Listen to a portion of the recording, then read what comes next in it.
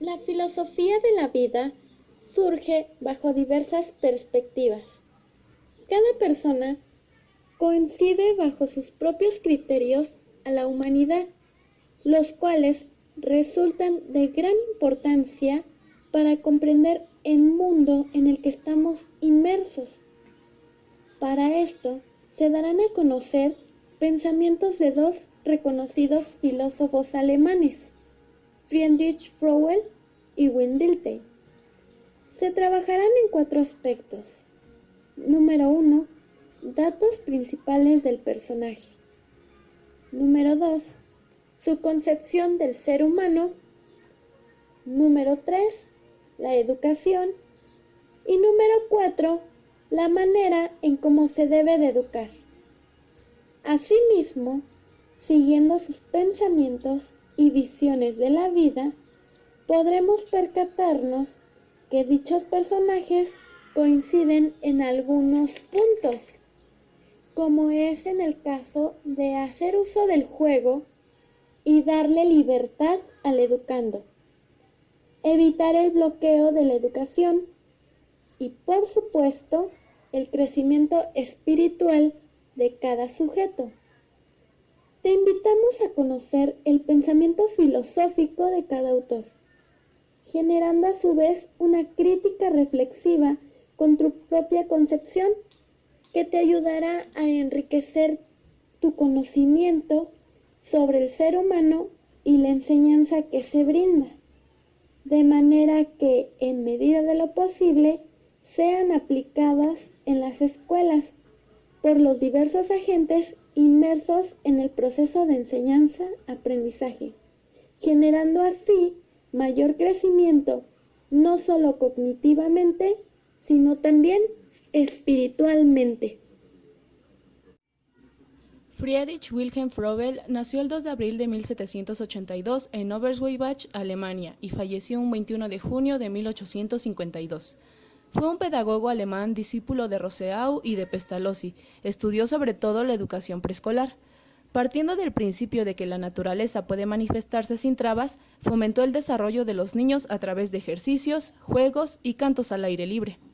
En 1837 creó el primer jardín de infancia. Es autor de La educación del hombre de 1826. Friedrich Froebel expuso en La educación del hombre los principios fundamentales de su concepción pedagógica, fruto no solo de sus meditaciones, sino también de su experiencia de educador. Para él, la educación tiene por finalidad conducir al hombre a la clara y absoluta visión de sí mismo, y por lo tanto a conocer su verdadera vocación y llevarla a cabo espontánea y libremente.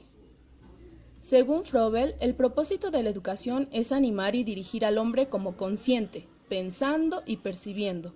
Su ideal es suscitar la energía del hombre, es decir, que el hombre sea perfecto y el fin es la santidad. Consideraba que la escuela debía de ser de una naturaleza individual, es decir, dejar ser al niño.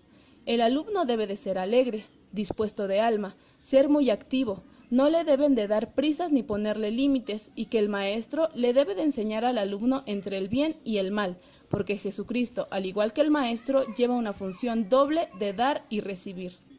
Las primeras tentativas del lenguaje, el desarrollo de los sentidos y el esfuerzo para enlazar el mundo interno con el externo constituyen las características de la infancia y son los primeros grados sobre los cuales se apoya la educación espiritual.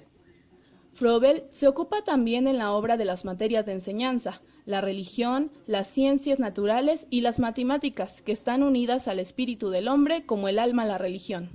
Se detiene luego en la enseñanza del idioma y en el arte, expresión del mundo interior del hombre. El juego ocupa una gran parte de la vida infantil. Froebel lo llama el producto más puro y espiritual del hombre en esta edad. Este debe ser alimentado por la madre y vigilado por el padre, puesto que en su íntima esencia revela la actividad espiritual del hombre de mañana. Propias de la infancia son también las primeras tentativas de dibujar, que representan el deseo de exteriorizar las cosas aprendidas. La educación del hombre es notable por el apasionado sentimiento que la informa, por el soplo de pura religiosidad que la anima y por el ideal moderno del libre desarrollo del ser humano, es decir, por la autonomía educativa, por la cual Froebel se muestra, después de Rousseau, como uno de los más insignes representantes de aquel movimiento que no solo condujo al descubrimiento del verdadero sujeto de la educación, el ser humano libre, sino que encontró que este mismo sujeto no es libre si no se desarrolla como principio autónomo de su mundo interior, que no es el mundo del individuo aislado, sino el mundo humano, es decir, el mundo de la historia y de la cultura.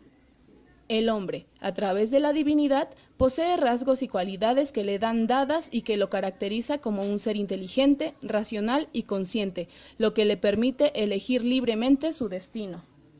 La educación, agrega, es el medio que lleva al hombre a conocerse y a desarrollar esas cualidades y facultades y a cumplirlas así, con su verdadera vocación de manera espontánea y libre. En este sentido, estaba convencido de que el hombre se encontraba en continuo perfeccionamiento, contando a lo largo de su vida con la posibilidad de conocer, actuar y crear. Willem Dilthey nació el 19 de noviembre de 1833 en Bienbrich, Renania. Falleció el 1 de octubre de 1911 en Tirol del Sur, Imperio Austrohúngaro. Fue un filósofo, historiador, sociólogo y psicólogo alemán. Dilthey fue considerado como un ser empirista. Realizó estudios sobre la filosofía hermenéutica, el estudio de las interpretaciones y significados de texto y de las ciencias del espíritu.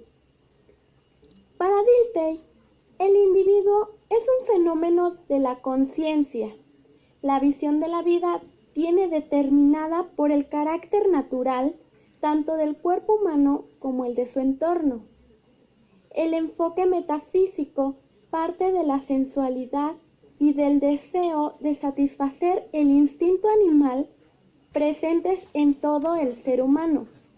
De aquí nace su corriente teórica espiritualista, debido a que es un acto de conciencia que el hombre crea desde su interior. Toda la especulación está hecha debido al actuar. Dilthey, 1934. La filosofía debe comenzar por el análisis de la conciencia, pues solo éste proporciona el medio necesario para concebir la esencia de la vida natural y espiritual. Una de las principales funciones del hombre es la creación del conocimiento para generar un actuar más libre ante la vida y el mundo. Precisamente por esto surge la educación. Por este medio, el hombre es capaz de comprender su existencia, su grandeza y su dignidad, que le permiten desarrollar su destino. Dilthey razonó que el conocimiento se debe de reflexionar con base a la historia, ya que de lo contrario, este solo puede ser parcial y superficial. De igual manera, para poder educar, se deben de tomar en cuenta diversos aspectos. Número 1. El plan de estudios. Debe de estar incorporado por los temas de religión, filosofía, educación moral, lenguaje, arte y derecho. Número 2. El juego. Se debe de promover para no limitar su libertad, ya que por medio de este, el alumno logra desarrollar imaginación, cultiva su cultura y ejercita el cuerpo, fortaleciendo así la salud. Número 3. El maestro. Su formación pedagógica debería de estar basada en la psicología y la lógica de los individuos. De igual manera, tener un amplio conocimiento de lo que se quiere enseñar, conocer disposiciones y actitudes de sus educandos y brindar conciencia sobre ellas. Número 4. La sociedad. Debe de participar en el proceso de educación de diversas maneras para poder llegar al fin establecido. Número 5. El alumno. Debe de vivir y reflexionar conforme a la esencia creativa del espíritu. El proceso de enseñanza-aprendizaje debe de ser por medio de la filosofía hermenéutica, porque con ella se desarrolla la voluntad de actuar de cada persona. El individuo recibe durante su preparación influencias de todos los círculos de la vida social. Respira en la familia, en la iglesia, en la vida científica, en el nexo sociopolítico. Vive desde el principio en relaciones vivas. Nadie debe de intentar bloquearlo. La educación debe limitarse a guiarlo y a formarlo durante ese proceso. Dilthey, 1958.